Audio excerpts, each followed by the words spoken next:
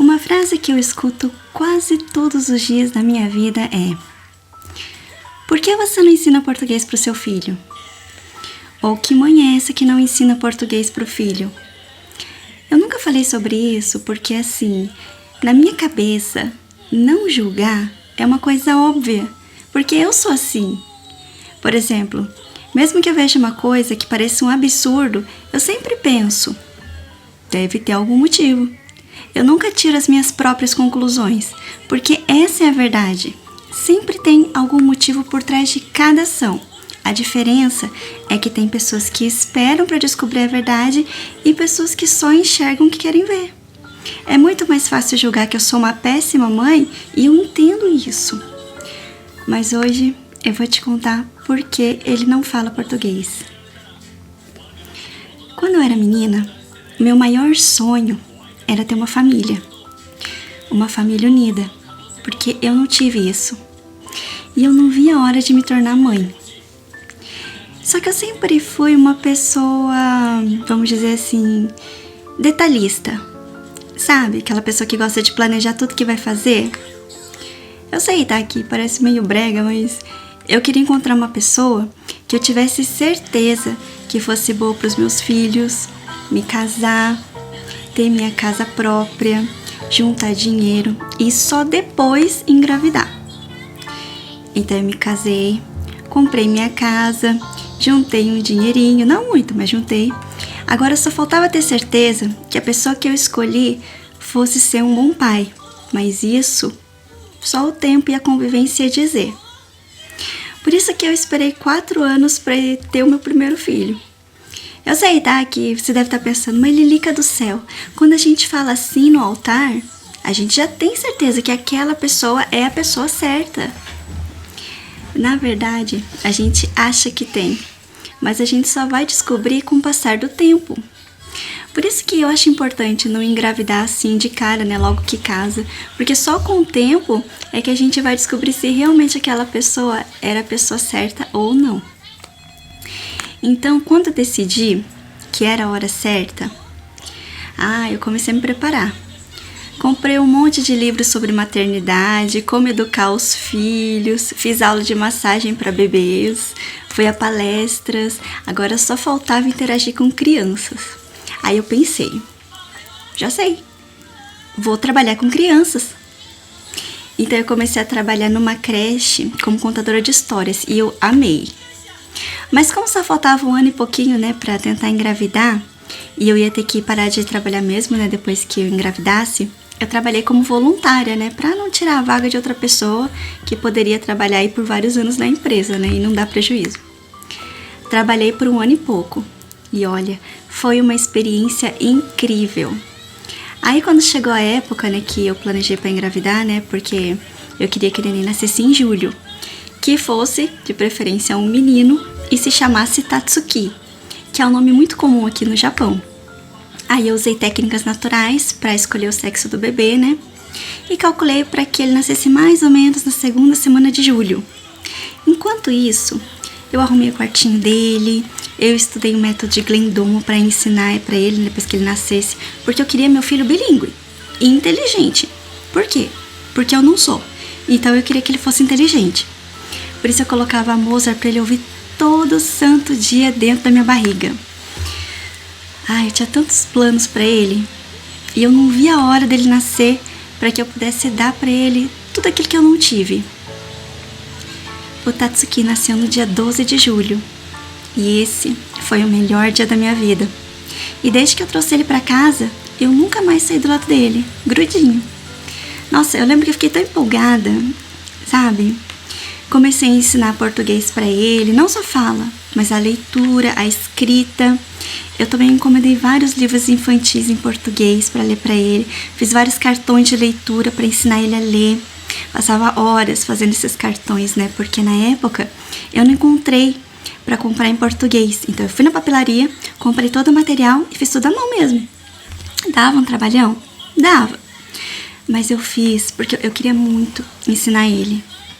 Então o tempo foi passando e eu comecei a perceber que ele era assim, um pouco diferente das outras crianças. Ele não se interessava por brinquedos. Eu colocava o brinquedo na frente dele, ele passava reto. Acredita? Você consegue imaginar a frustração de uma mãe comprar um brinquedo e ir lá, toda empolgada, dar pro filho brincar, e ele simplesmente ignorar? Então, quando ele completou 2 anos, eu levei ele para uma avaliação. E eu confesso que foi assim... foi o dia mais triste da minha vida. Eu lembro que a moça, ela se aproximou e ela falou: eu sei que é difícil ouvir isso, mas o seu filho, ele tem espectro de autismo. E o autismo não tem cura. Naquele momento, olha, eu fiquei sem chão. Só de imaginar que meu filho nunca teria uma vida normal como as outras crianças, eu senti como se tudo tivesse sido tirado assim de mim naquele momento, porque ele era tudo pra mim. Mas agora, eu sabia que eu ia ter que desistir de tudo aquilo que eu tinha planejado e viver de uma forma que eu nunca imaginei. Sendo que eu só queria poder fazer coisas que todos os outros pais fazem com os filhos, sabe? Ir no zoológico, ver fogos de artifício, ir no cinema, essas coisas, sabe? Mas ao invés disso, eu tive que ficar indo em avaliações uma atrás da outra. E olha, era uma frustração atrás da outra. Até que a avaliadora me chamou para conversar e disse que ele não estava evoluindo.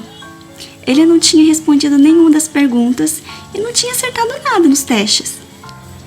Aí eu falei para ela: olha, a culpa é minha.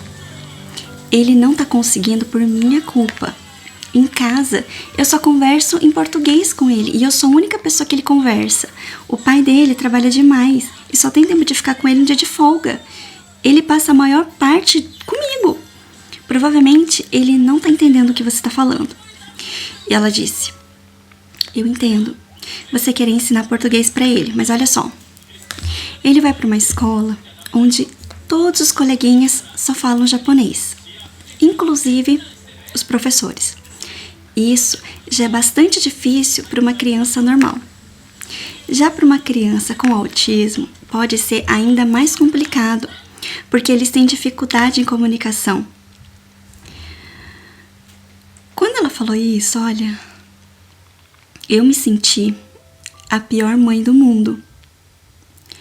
Eu pensei, como eu pude ter sido tão egoísta?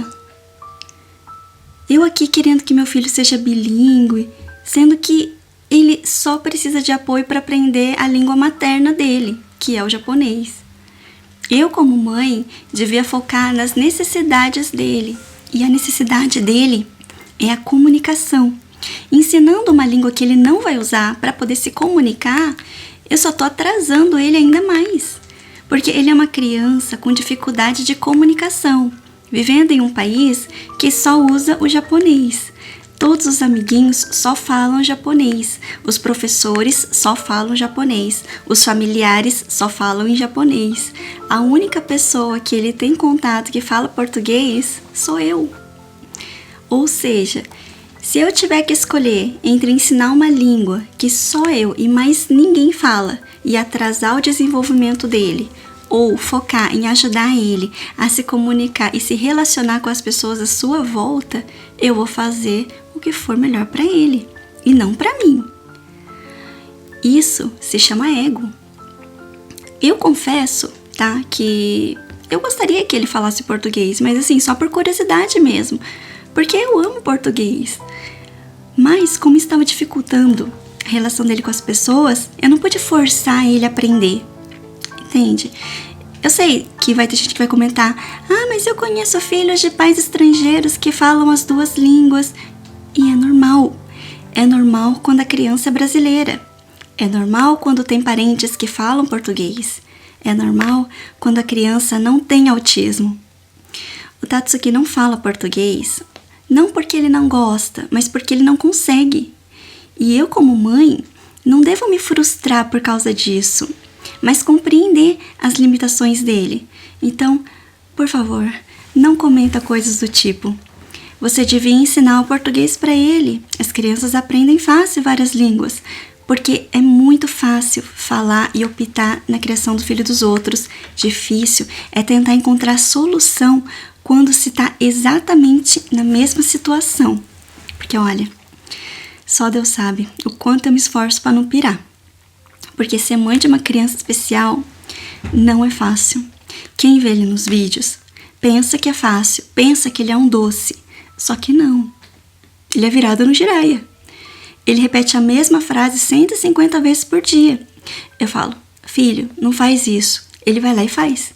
Por quê? Porque ele não consegue se segurar. Ele tem crises, ele tem ataques. O que eu mais peço quando eu vou orar é paciência, porque eu sou a única que consigo entender ele. E mesmo assim, ele me deixa louca.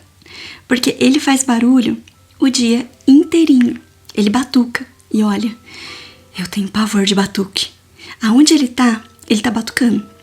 Ele tá na mesa, tá batucando na mesa. Tá no sofá, tá batucando no sofá. E fica lá, batucando eternamente. Aí eu peço pra ele parar. Ele para e fica fazendo barulho com a boca. E eu falo, Tatsuki, fica quietinho, meu filho. Aí ele para por uns segundos e começa.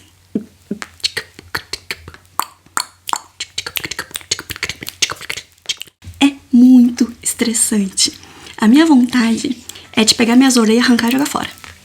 A minha sorte é que eu não tenho tendência suicida, senão eu já tinha ido pro beleléu faz tempo. Ou seja, só porque as pessoas não veem os ataques que ele tem, isso não significa que ele não tenha. Ó, eu vou te contar. Às vezes, do nada, ele dá um berro aqui em casa. Ele dá um berro que eu quase cuspo o coração pra fora com susto. Até o neném assusta com os gritos dele. Ele se assusta fácil. E toda vez que ele se assusta, ele grita. Então, resumindo, o meu filho, ele não fala português, não é porque ele não quer, é porque ele realmente não consegue. Eu fiz de tudo para ensinar ele a falar português, até descobrir que isso estava prejudicando ele, porque ele tem espectro de autismo, não é síndrome de Asperger, que é diferente. Quem tem espectro de autismo tem dificuldade em aprendizagem e comunicação. Então eu tive que focar em ensinar ele a se comunicar na língua que os parentes, os amigos, os professores e todo mundo à sua volta falam. Porque já é muito difícil para uma criança que tem dificuldade de se comunicar conseguir se expressar. Agora imagina se essa criança, ainda por cima, falar uma língua que ninguém entende. Quem que vai sofrer nessa história? Ela mesma. Ser mãe é focar na necessidade dos filhos e fazer o que for melhor para eles e não para si mesma. Entendeu? Então, é isso, tá? Para as pessoas que julgaram ele e fizeram comentários maldosos do tipo, ele não fala português porque deve ser um menino metido, ou ele tem vergonha de falar o português. Ou que mãe é essa que não ensina português pro filho? Que falta de patriotismo. Bom, agora vocês sabem o verdadeiro motivo, tá?